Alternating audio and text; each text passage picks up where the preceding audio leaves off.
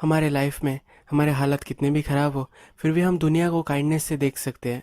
एक एम्पैथी के साथ सबके साथ रह सकते हैं। इस एक ब्यूटीफुल मैसेज के साथ आज की शॉर्ट फिल्म आती है लाइक एनिमल्स। ये थ्री सिस्टर्स के बारे में एक शॉर्ट स्टोरी है।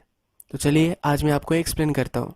मूवी स्टार्ट होती है और जो सबसे छोटी सिस्टर है ये हमें सब नरेट कर कर सुना रही है। ये हमें कहती है कि आज हमारे मदर का फ्यूनरल है। उनका घर हमें दिखाया जाता है। वो कहती कि हमारे मदर के साथ हम तीनों सिस्टर यहाँ रहती थी। अब ये मर चुकी है पर फिर भी इस घर में उसकी खुशबू आती है। ये जो तीनों सिस्टर्स है अब ये इस घर को सेल कर देने वाली है। इनका एक ब्रदर भी होता है जो सिटी में रहता है। ये गे होता है और उसका एक फियांसे भी होता है। इनके ब्रदर की फियांसे को इनकी जो बड़ी बहन होती है ये बहुत ही हेट करती है क्योंकि ये बहुत ही एनोइंग होता है। ये ऐसा प्रिटेंड करता है कि ऑलरेडी फैमिली का पार्ट है।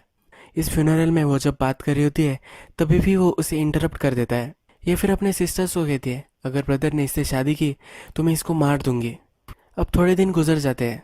अब ये जो बड़ी सिस्टर है जहाँ फ्लाइट के टिकट्स बुक किए जाते हैं उस ऑफिस में आई है।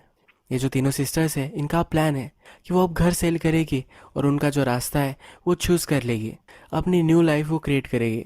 इसके लिए बड़ी सिस्टर जो है एक ऑफिस में आ चुकी है। यहाँ पे वो फ्लाइट के टिकट्स बुक करने वाली है। जब वो एक नॉर्मल प्राइस पूछती है तो ये बहुत ही ज़्यादा हो जाती है। फिर वो इकोनॉमिक क्लास की टिकट्स की इंक्वायरी करती है। ये उसके बजट में होता है पर फिर भी ये बहुत ही ज़्यादा होते हैं। इसका घर सेल होकर उसके पास पैसे आएंगे, इससे वो टिकट खरीदने वाली है। इसके पास अभी पैसे नहीं है। ये एक डेट की टिकट बुक करना चाहती है। ये जो टिकट बुक करने वाली होती है इसकी मदर को जानती थी। ये बोलती है तुम्हारी मदर बहुत ही काइंड थी, मेरी वो फेवरेट टीचर थी। सिस्टर कहती है कि सच है, वो बहुत ही काइंड थी। इसके पास पैसे नहीं होते हैं तो ऑफिस की लेडी उसे कहती है कि तुम अभी बुक कर सकते हो, सिर्फ तुम्हारा क्रेडिट कार्ड मुझे दे दो, अभी तुम्हें पे नहीं करना पड़ेगा। बड़ी सिस्टर भी इसके लिए मान जाती है। नेक्स्ट सीन में हमें जो मिडल सिस्टर है वो दिखाई गई है। ये एक टीचर होती है। अपना स्टूडेंट का जो ऐसे होता है ये वो रिव्यू कर रही होती है। उसका स्टूडेंट उसे अपना पूरा रिव्यू पढ़कर सुनाता है। ये जब सुनती है तो उसे एक फ्रेज बहुत ही अच्छी लगती है। इस फ्रेज को बोर्ड पर लिखती है।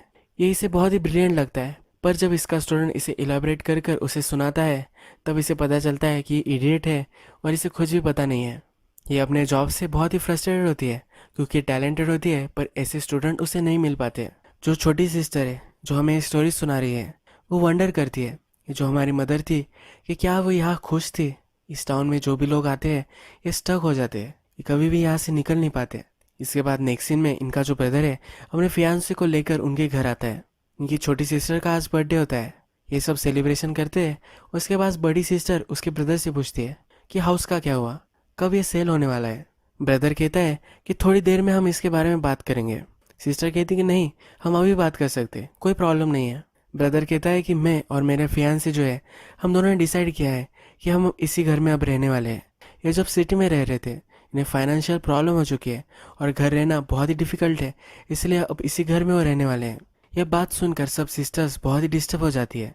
जो बड़ी सिस्टर होती है वो कहती है कि तुम ऐसा नहीं कर सकते, हम सब ने जो पैसे मिलने वाले थे इससे प्लान्स बना लिए थे। ब्रदर का फियांसे कहता है तुम्हें जो लगा था कि ज़्यादा पैसे मिलेंगे, इतने पैसे भी तुम्हें नहीं मिलने वाले थे। ये फियांसे पर चिढ़ जाती है, उसे चुप रहने के लिए बोलती है। वो अपने ब्रदर को कहती है तुम ऐसा कैसे कर सकते हो। फियांसे बोलता है कि वो ऐसा कर सकता है। मदर की जो विल थी इसमें ब्रदर को सब राइट्स दे दिए गए हैं हाउस सेल करने के लिए, इसलिए अब वो इस घर में विदाउट ऑब्जेक्शन रह सकता है। बड़ी सिस्टर फिर इस फियांसे पर चिढ़कर ऊपर चली जाती है अपनी बड़ी सिस्टर को सहारा देने के लिए। जो मिडल सिस्टर होती है उसके पास जाती है। मिडल सिस्टर टीचर है। ये टीचर उससे पूछती है क्या तुम ओके हो। बड़ी सिस्टर कहती है कि मैं नहीं हूँ। पूरे समर तक मैंने वेट किया था कि मुझे कॉल आए, उसके बाद पता चले कि हाउस सेल हो चुका है, जिससे हम हमारी नई लाइफ पर लग सकते हैं। जो हमें करना था वो हम कर सकते हैं, पर ऐसा अब कुछ भी नहीं होने वाला। अब मैं क्या करूँ। ये रो रो कर वो सब बोल रही होती है। ये टीचरों से कहती है अब हमें एडजस्ट करना पड़ेगा। मिडल सिस्टर कहती है कि ये क्या कह रही हो। वो कहती है क्या तुम्हें लगता है कि मुझे मज़ा आता है इन इडियट्स बच्चों को सिखाने में, पर मुझे अब ये करना पड़ेगा। एडजस्ट करने के अलावा उनके पास और भी कुछ ऑप्शन नहीं है। ये बड़ी सिस्टर फिर अपने आप को संभाल लेती है और नीचे जाकर अपने ब्रदर से बात करती है। उससे पूछती है तुम्हारा जो फियांस है क्या उससे तुम शादी करने वाले हो। वो कहता है कि हाँ मैं उससे शादी करने वाला हूँ। वो पूछती है मदर की जो रिंग थी क्या तुमने उसे दे दी है। वो कहता है कि हाँ मैंने उसे दे दी है। इसका फियांसे गे है तो पहनेगा तो बहुत ही वियर्ड लगेगा। ब्रदर कहता है कि एज ए पेंडेंट वो पहन सकता है। अब जो सिस्टर है उसने अपने हालात एक्सेप्ट कर लिए है और अपने ब्रदर को भी उसके फियांसे के साथ उसने एक्सेप्ट कर लिया है। ये ब्रदर कहता है कि सब वर्कआउट हो जाएगा, हम ये कर सकते हैं, यानी कि इस हाउस में वो सब ठीक से रह सकते हैं। अब ये छोटी सिस्टर हमसे कहती है मेरी मदर हैप्पी थी या नहीं थी ये मुझे नहीं पता, पर वो हमेशा लोगों से काइंड थी। ये इतना ईजी नहीं होता अपना जो हार्ट है लोग को ओपन कर कर देना, इस वर्ल्ड में बहुत ही प्यार से रहना। हमारे पास भी दूसरा कोई ऑप्शन नहीं है, हम भी अब यही करेंगे। इस मूवी में हमें दिखाया गया है कि जो सिस्टर्स थी इनका जो हैप्पीनेस था ये बाहर था। जब ये यहाँ से निकलेगी, नई लाइफ स्टार्ट करेंगी, तब इन्हें हैप्पीनेस मिलेगा। अब ये जो स्टक है तभी इनके पास और कोई ऑप्शन नहीं है। ये तीनों सिस्टर्स ने अपना पीस बना लिया है। हैप्पीनेस की जो आइडिया होती है ये अंदर से आनी चाहिए। अगर आप अपने मन में खुश हो तभी आप खुश हो सकते हो, बाहर की चीज़ों से आप कभी भी खुश नहीं हो सकते।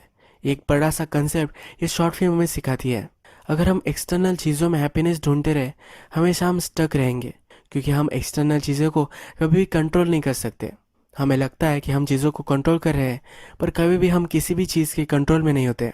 इसी एक ब्यूटीफुल मैसेज के साथ ये मूवी एंड हो जाती है। अगर आपको ये वीडियो अच्छा लगा होगा तो प्लीज़ इस वीडियो को लाइक कर दीजिएगा। मैं बहुत सारी मूवीज़ लेकर आता रहता हूँ, तो इसलिए आप इस चैनल को सब्सक्राइब कर दीजिएगा।